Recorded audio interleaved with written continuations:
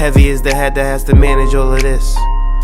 Hey everyone, welcome back to my channel. We're now incentivized to buy what we already buy. Fumbling through college had me building. I also got some done on the other side. And that was right around, I would say, May, maybe, right before renewing the lease for this property. Welcome to the channel, Martha. Thank you for having me here. Oh, I was going to say, I am getting up in their names, I'll tell you what. Bills paid by other people, life was never this good. I had to step back, knowing that it's... Hey everyone, welcome back to the channel. So today we're going to talk about what assets can actually be protected during marriage. And then I'll do a follow-up video for what asset cannot be protected during marriage. And so I don't want to just say during marriage, because there are some things that we will talk about that require a prenuptial agreement. And when doing that, we're just going to paint a broad canvas. So every state is going to be different. You want to make sure to consult a lawyer within your state that knows the laws of your land, right? So the state that I live in, I researched the laws of the land in which I live. And I also look at several other states because I somehow get the information of other states as well, like California, New York, things like that. And they tend to have much more loose laws and regulations as it regards to marriage, divorces, and assets protection and things like that. So there's a lot of ways to protect your assets. I have gone over asset protection in previous videos, but I don't think I've ever gone over it like this. And so let's start to talk about it. Now, the biggest thing is the benefits first, right? I want to go over the benefits because I believe that once I start talking about protecting your assets, it's going to be a much scarier situation. So the benefits of getting married is tax benefits. If someone makes significantly less, you essentially get to have more tax benefits. But if everybody's making a lot of money, you're not going to receive tax benefits. If you're both very high income earners, there's really no tax benefit for you. But if one person is earning a high income and the other person doesn't work, then yes, you're going to be receiving tax benefits for those reasons. Another reason to get married is for health care reasons. For example, if someone is not able to work for whatever reason, they're able to rely on their significant other for their health care. Now, as an ex-military member, this is selfish of me, but I don't necessarily need to rely on another person for my health care needs. And so if you are ex-military, which not many people are, there's only about 2 to 4% of people in this world that ever joined the military. And so you're going to run into a lot more people who are getting married for health reasons than anything else. And then not everybody gets married for love, right? Some people get married again for health reasons or financial reasons or other reasons, right? And so no matter who I talk to, I mean, especially those women who earn a lot of money. I'm talking about $100,000 to $300,000 a year. They always say the same thing. If I get sick, I want to be married because I need to be able to be taken care of. And when they say taken care of, they mean their hospital bills and expenses. America is one of those places where health coverage is absolutely expensive, and having a significant other who can put you on their health insurance is a big, big blessing. All right. And so with that out of the way, another reason why people get married is for financial security. If you have a pension, it can be transferred over to your spouse, especially if you were in the military like me. If you have a pension, that is transferable to your spouse upon death. And so your spouse will be able to not only receive health care coverage through the military, but also receive your pension. You'll also receive a different allowance when married, and you'll also receive a different allowance once you have children, dependent children. And so, you are incentivized to not only have children because of the tax breaks that you get when having children. America wants to incentivize more children because they need more labor. And now another reason why they incentivize marriage is because even in a divorce, the government will have a say in your divorce.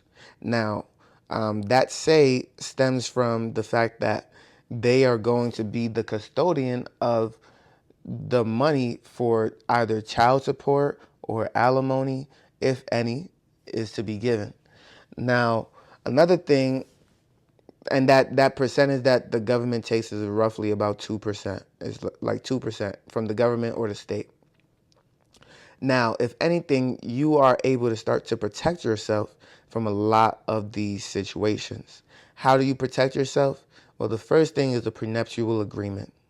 The reason why a prenuptial agreement is so important is because it states who is more valuable, essentially, within the relationship. If you don't sign a prenuptial agreement, you are basically saying that whatever I have is of equal worth to the person that I'm getting married to, and they are going to have access to 50% of all that I've ever worked for. And the reason why you were able, and the reason why you did not do a prenuptial agreement is because you both believe that you're worth set amount.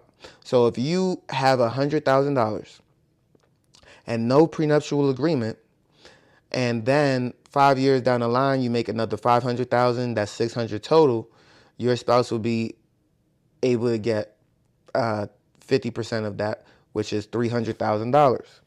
Now, if you have a prenuptial agreement that states all assets prior to marriage is yours, and all her assets prior to marriage is hers, and you make another $500,000, the only thing that will be split is the $500,000, which means she will get $250,000. You will have $250,000, and so you'll end up with $350,000. Sorry, yeah, $350,000. So you save $100,000 just because of the prenuptial agreement. Now, granted, you still have to split 50% of your marital assets because once married, any money that you now make is also your significant others. All right. Now, same thing with properties, right? If your spouse is paying on your property, and maybe her name wasn't on the mortgage originally, but now that she's lived with you for 3-4 years and has been paying a portion of that mortgage, she's now entitled to some of the appreciation as well as all the monies that she's put into that mortgage as well. So one way to loop around this is to have an irrevocable trust. What is an irrevocable trust? This is when you put your home or your assets in a irrevocable trust. You're putting two people in charge of the trust that are not necessarily going to be able to sell without your permission, but you're also not going to be able to sell, refinance, or take a HELOC out on the home, and you're going to most likely go through them for the mortgage payments. So it'll be two people that you would trust with your life, because essentially that's what you're doing. You're putting your life in their hands. And that way, because you don't have the power to make decisions on this asset, your spouse won't also have access to this property through that irrevocable trust. And so that way you've protected your primary residence from essentially the government having a say-so or the state having a say-so in how you spend money. Now, you also don't necessarily want your spouse to be making repairs on a home or to be contributing to the mortgage in any way, because that's only going to lead to further boast the claim that the spouse should have some equity within that home. Now, another way that you can not lose your home is to essentially pay it off, right? Pay it off prior to marriage. So if you have a paid off home prior to marriage, all appreciation, all mortgage payments, all that stuff, that's out the window, right? And then you just put in the prenuptial agreement that all my paid for assets will remain mine, right? And so therefore this person had no part to play in you gaining that asset, and therefore they also have no stake to it. And let me just make sure here. Yep, so we're talking asset protection. And another thing that you can also look at is the fact that your I would say, like, any asset that you have, and we're going to talk 401k in another video, but even your pension, those things cannot be protected. So this quick spoiler alert there. Your pension and 401k is going to be very difficult to protect that.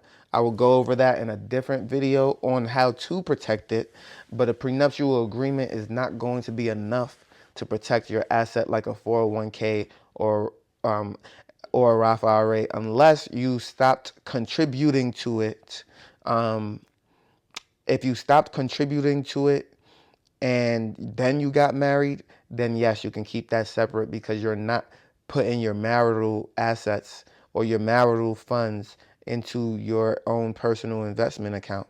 And what is considered marital funds? As soon as you get married, anything that you invest in is considered a marital asset, because half of what you're investing in is essentially your spouse's as well.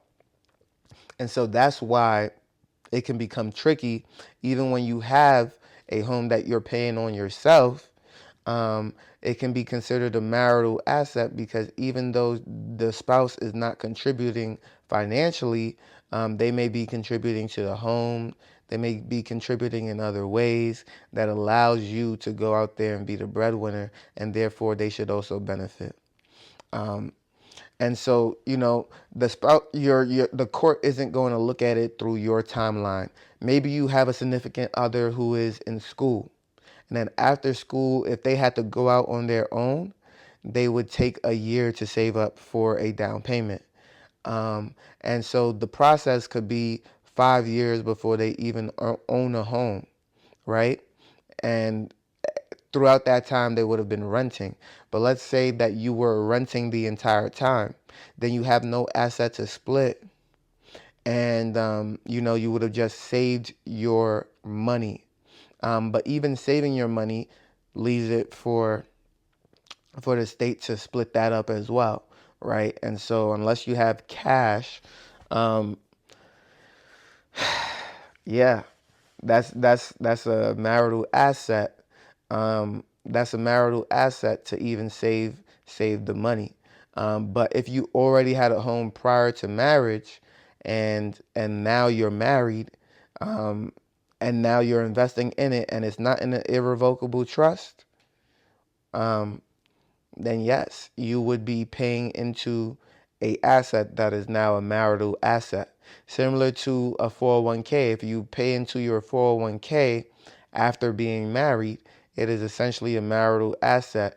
And even if you put a prenuptial agreement, that is only going to protect the assets that you had prior to marriage, and then all the interest that would accrued on that asset that was prior to marriage. But then all monies that accrued after marriage would be subject to being split by the spouse. Now, there is one way to protect your 401k, which I will go over in a different video.